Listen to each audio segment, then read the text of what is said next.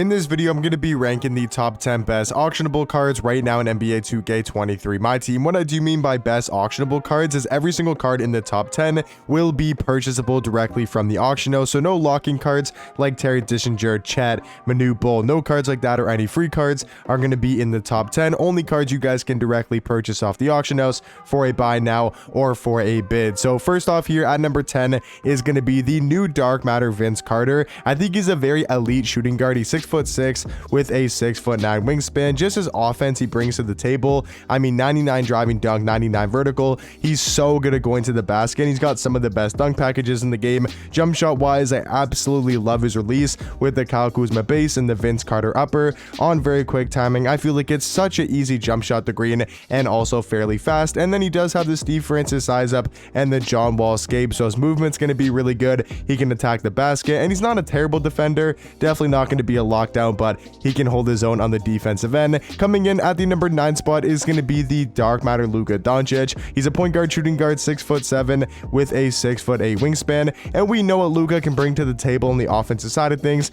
You know, maybe not going to be the best defender in the world, but I mean, offensively, he's got one of the best jump shots in the game with the KPJ base, the Rudy Gay upper on very quick timing is one of my favorite jump shots currently in my team. And then he's also got the tray fade and the tray dribble sig. So if you know how to use the tray fade and you're really good with the tray sigs, you can be super effective with this card on the offensive end. I will say he does take a lot of skill to use the card. Like even me personally, I'm not the best with him. I think cards like Jokic, who's at number, sorry, I just spoiled who's gonna be at number 7. I thought for some reason I had Jokic at number 8, but yeah, 7 is going to be Jokic, 8 is going to be KG, and then 9 is going to be Luka Doncic. So like I was saying, I think a card like Jokic would be a lot easier to use for most people because of his size, being a 6'11" point guard with a 7'3" wingspan. He's just going to be a lot easier to use in game. You know, his sigs are a little bit easier. He's got just as good of a jump shot, at least for most people, and just because of his size, his ability to match and get downhill, I think he's going to be a lot easier of a card to use for most people. So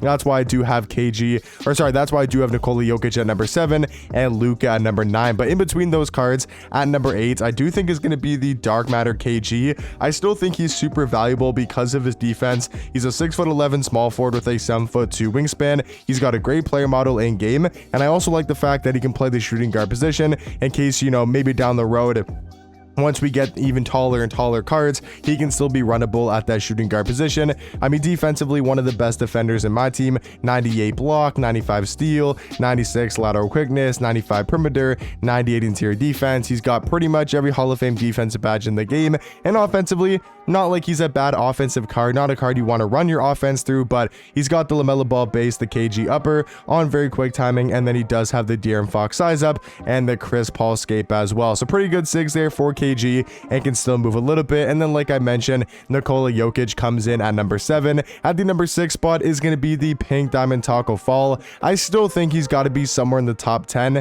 because yes, he might not be the best power forward, you know, if we're including Manu Bull, but if we're talking about auctionable power forwards in my team, he's still the best auctionable power forward right now in the game, being 7'6" with an 8'2" wingspan. I mean, the card is so glitchy and still one of the best cards in my team. I think it's going to be crazy insane once we get the Dark Matter Taco Fall, which I think is going to come a lot sooner than people are expecting. I would say probably in the next 2 to 3 weeks, like 2 to 3 Friday drops. I could see us getting maybe not Invincible Taco Fall, but I could definitely see Dark Matter Taco Fall coming very, very soon. And once he gets, you know, more speed, a little bit higher of a 3 ball, better defensive stats, and a new jump shot, or maybe they keep his own release. I don't know what they're going to do with him, but I think Taco Fall right now is the 6th best auctionable card in the game. Halfway into my list here, coming in at the number 5 spot, I really do fluctuate between or I really do get kind of confused with number 5 and number 4. I think both these cards are on kind of the same level. Number 5, I do have the Hero Ben Simmons, and number 4, I do have the Hero Tim Thomas. I think both in their own rights are amazing at what they do, like some of the best cards in the game at what they do. So Ben Simmons, for example, he's 6'11" at the point guard position, 7' wingspan, has an elite level player model, and he's probably the best defensive point guard in the game with a 90 block, 95 steal, 97 lateral quickness, 97 perimeter, with a 95 interior defense. He's got tons and tons of good Hall of Fame defensive badges. But then on the other side, Tim Thomas is one of the best offensive cards in the game, being a 6'10" shooting guard, 7'2" wingspan, amazing all-around stats and badges. His jump shot's going to be the LaMelo Ball base and the Trae Young upper on very quick timing.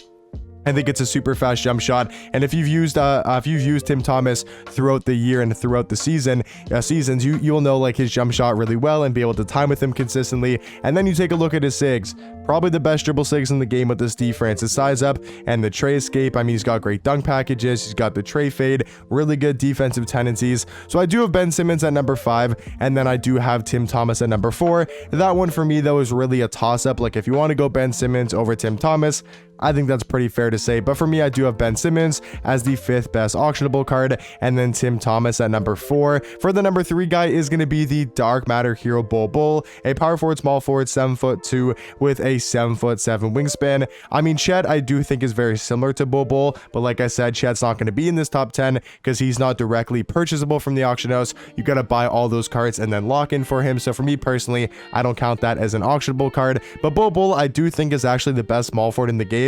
I like him a little bit more than Chet just because of his player model. He's a little bit taller, being 7'2", and has a little bit more of a wingspan. Stats wise, they're both very similar cards, but yeah, I do think Bull is the best auctionable small forward in the game and just the best small forward in general. The only thing you could really ask for with a new Bull card, whether he gets an invincible or just a card, you know, later down the road, is to get a better jump shot because he's already got amazing dribble sigs, amazing dunk packages. I mean, 99 contest shot, 99 block shot.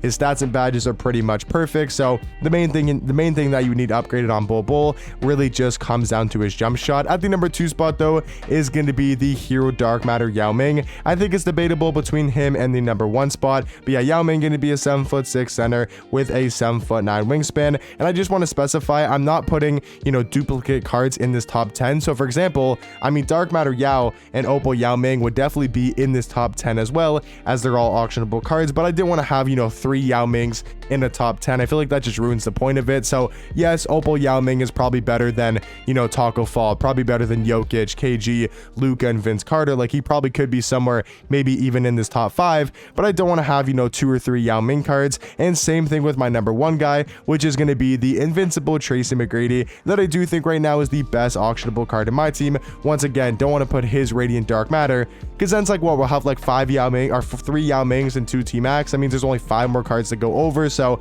that's why I'm only putting 1 card in the top 10. But like I mentioned, I think it's really close between T-Mac and Yao Ming, just like it was when their Galaxy Opal and Radiant cards were like the best cards, you know, for a T-Mac and for a Yao Ming card. They were pretty much a toss-up. If you wanted to go Yao Ming because you wanted a center, you wanted a guy with more size, then Yao Ming will be your best card over T-Mac. But if you're looking for more of a guard, a guy that can create his shot and be one of the best offensive cards in the game, and then then you would have gone for the Dark Matter T-Mac. The reason I'm going with Invincible T-Mac, I mean, 55 Hall of Fame badges. That's insane to have on a card. 6'8" at the shooting guard position, 7'2" wingspan. He's going to have pretty much 99 in every single category. But I think the biggest thing is probably the fact that his jump shot's now going to be on very quick timing. So it's going to be a little bit quicker of a jump shot compared to his Radiant version. And he also does have slightly better tendencies. So in my opinion, guys, these are going to be the top 10 best auctionable cards right now in the game. Let me know in the comment section down below. What do you guys think about my top 10 auctionable cards list? And I'll catch you guys in the next one. Peace.